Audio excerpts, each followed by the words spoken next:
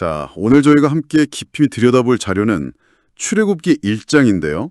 이 짧은 글 안에 사실 한 사회가 어떻게 성공한 소수 집단을 위협으로 보기 시작하고 점차 그들을 억압하다가 결국에는 말살 정책까지 가게 되는지 그 소름 끼치는 과정이 담겨 있습니다.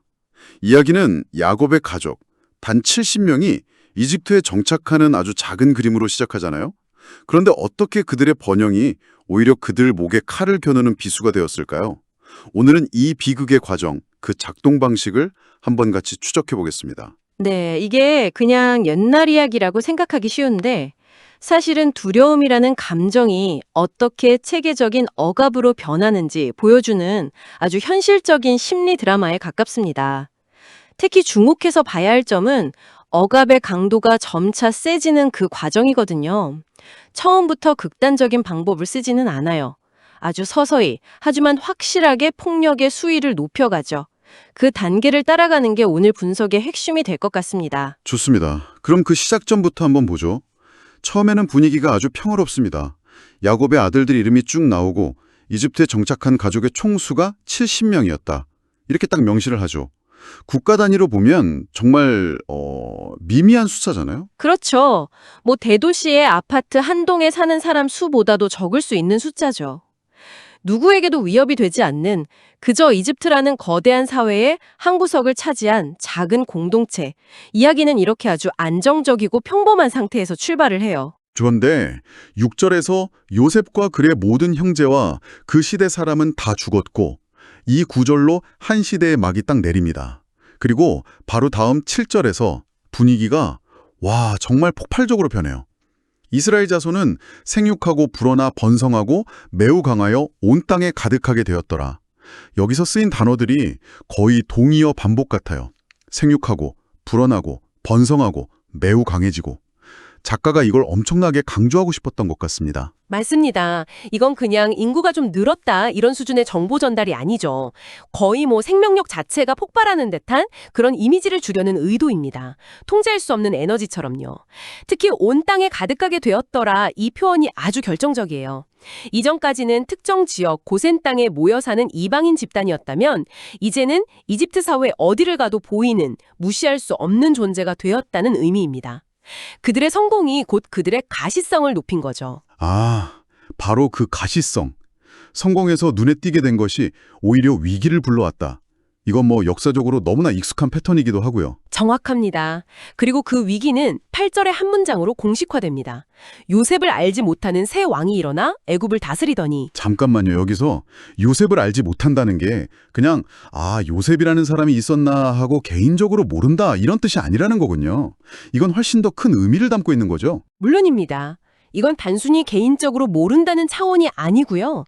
뭐랄까, 국가적인 기억상실? 혹은 더 적극적으로 말하면 역사 지우기에 가깝습니다.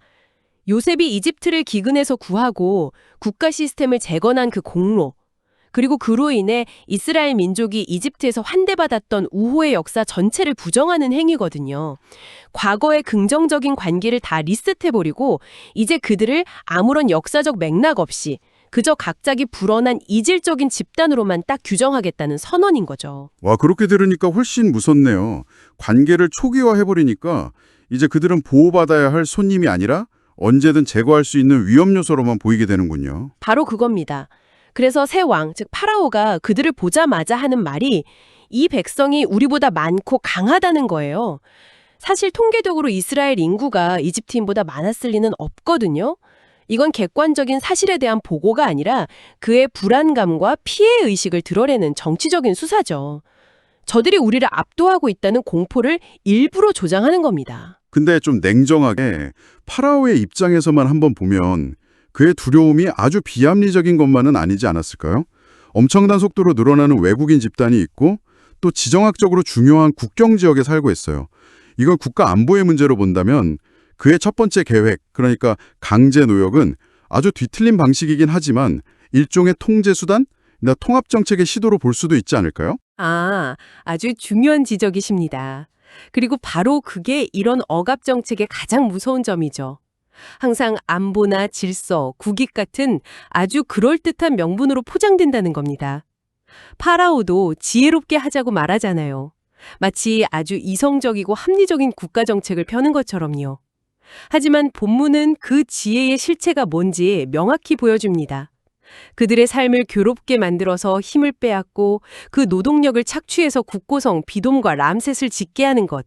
이건 통합이 아니라 명백한 착취고 어간입니다. 흙 이기기, 벽돌 굽기, 농사일. 본문은 그 시키는 일이 다 엄하였다고 2번이나 강조하면서 그 가혹함을 드러내고 있죠.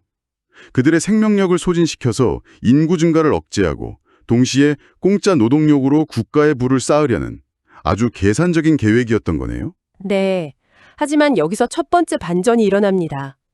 12절을 보면 그러나 학대를 받을수록 더욱 번성하여 퍼져나가니 파라오의 계획이 완벽하게 역효과를 낳은 겁니다.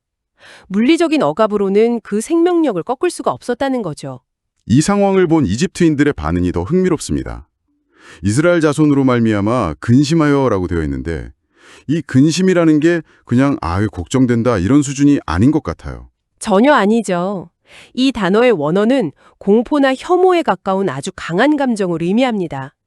자신들이 통제하려던 대상이 통제는커녕 오히려 더 강해지는 것을 보면서 느끼는 무력감과 공포.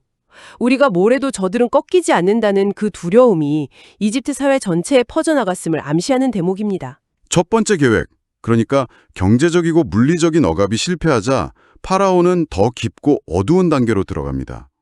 이제 노동력이 아니라 생명 자체를 직접 겨냥하기 시작하죠. 맞습니다. 두 번째 계획이죠. 히브리 산파인 시프라와 부하를 은밀히 부릅니다. 그리고 아주 구체적인 명령을 내려요.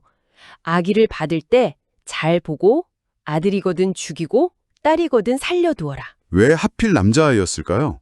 이게 정말 중요한 지점 같은데요. 이건 단순한 인구 조절을 넘어서는 한 민족의 미래를 거세하려는 의도입니다.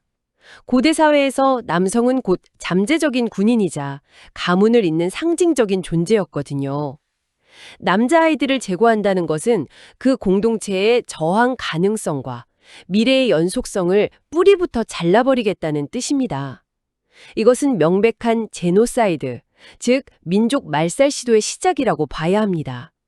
강제 노역과는 차원이 다른 악랄함이죠. 정말 끔찍한 명령인데 여기서 이 이야기의 첫 번째 영웅들이 등장합니다. 바로 산파 시프라와 부하죠. 그들은 왕의 명령을 어깁니다. 그리고 그 이유가 17절에 아주 명확하게 나와요. 산파들이 하나님을 두려워해요. 네, 여기서 두 종류의 두려움이 충돌하는 겁니다. 세상의 최고 권력자인 파라오에 대한 두려움. 이건 목숨을 위협하는 공포, 즉 fear에 가깝죠. 반면에 산파들이 가진 하나님에 대한 두려움은 생명과 윤리의 근원을 존중하는 경외심, 어우에 가깝습니다. 그들은 공포를 이기는 경외심을 선택한 겁니다. 그리고 파라오에게는 히브리 여인들은 기운이 좋아서 저희가 가기 전에 벌써 아기를 낳아버립니다. 라는 아주 재치 있는 변명을 하죠. 어떻게 보면 좀 말도 안 되는 변명인데 파라오도 딱히 더 추궁하지 못하는 것 같아요. 이 작은 개인들의 저항이 정말 인상적입니다. 거대한 국가 시스템의 비윤리적인 명령 앞에서 나는 못하겠다고 버티는 거잖아요. 그리고 그 저항은 결코 작지 않았습니다. 거창한 혁명을 일으킨 게 아니라 자신들의 직업윤리, 즉 생명을 살리는 그 자리에서 할 수 있는 최소한의 하지만 가장 결정적인 저항을 한 겁니다. 그리고 본문은 그 결과 하나님이 그들에게 복을 주셔서 그들의 집안이 흥왕하게 되었다고 기록하고 있죠. 개인의 양심적 저항이 개인과 공동체 모두에게 축복이 되었다는 걸 보여주는 상징적인 대목입니다. 파라오의 두 번째 계획, 그러니까 비밀 암살 계획도 이렇게 실패로 돌아갑니다. 그러자 그는 마침내 마지막 수단을 꺼내들죠. 이제는 더 이상 은밀하지가 않아요. 네, 이것이 상황이 최악으로 치닫는 세 번째 단계입니다. 22절, 그러므로 바로가 그의 모든 백성에게 명령하여 이르되 아들이 태어나거든 너희는 그를 나일강에 던지고 딸이거든 살려둬라. 모든 백성에게 명령하여. 이 부분이 정말 소름 끼칩니다. 이전까지는 감독관이나 산파 같은 특정 국가기구를 이용했다면 이제는 이집트인 전체를 학살의 공범으로 만들고 있는 거잖아요. 정확합니다. 이게 가장 교활하고 끔찍한 통치술이죠. 특정 집단에 대한 폭력을 사회 전체의 의무이자 정상적인 행위로 만들어버리는 겁니다. 이제 이스라엘 남자아이를 발견하고도 신고하지 않거나 강에 던지지 않는 이집트인은 국가의 명령을 어기는 비애국적인 사람이 되는 거죠. 이렇게 되면 개인의 양심은 집단의 관계 속에서 쉽게 마비됩니다. 이웃이 이웃을 감시하고 살인에 동참하게 만드는 사회 전체를 거대한 폭력 시스템으로 만들어버린 겁니다. 비밀스러운 암살 시도가 실패하니까 아예 국가적인 범죄를 공공연한 법으로 선포해버린 거군요. 이 끔찍한 명령을 마지막으로 출애굽기 일정은 끝이 납니다. 희망이 완전히 사라진 것처럼 보여요. 네. 한 민족을 향한 두려움과 증오가 어떻게 점진적으로 그러나 확실하게 극단적인 폭력으로 발전하는지 그 과정을 정말 적나라하게 보여주죠. 경제적 착취에서 시작해서 비밀 암살을 거쳐 마침내 공개적인 학살 명령으로 이어지는 이 악의 단계가 이 이야기의 핵심적인 경고 메시지입니다. 자, 오늘 이야기를 정리해 보겠습니다. 정말 소름 돋는 하나의 공식 같은 게 보이네요.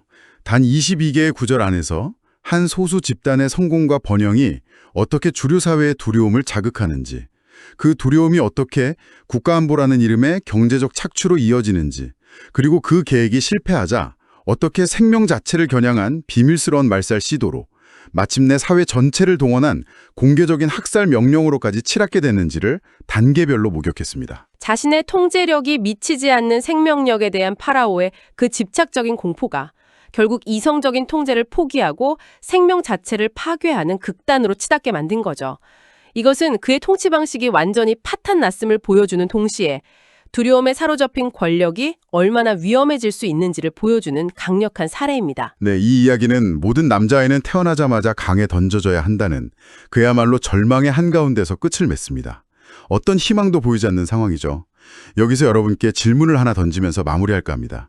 이 이야기 속 산파들처럼 거대한 시스템의 악에 맞서는 개인의 양심적인 저항은 오늘날 우리에게 어떤 의미를 가질까요?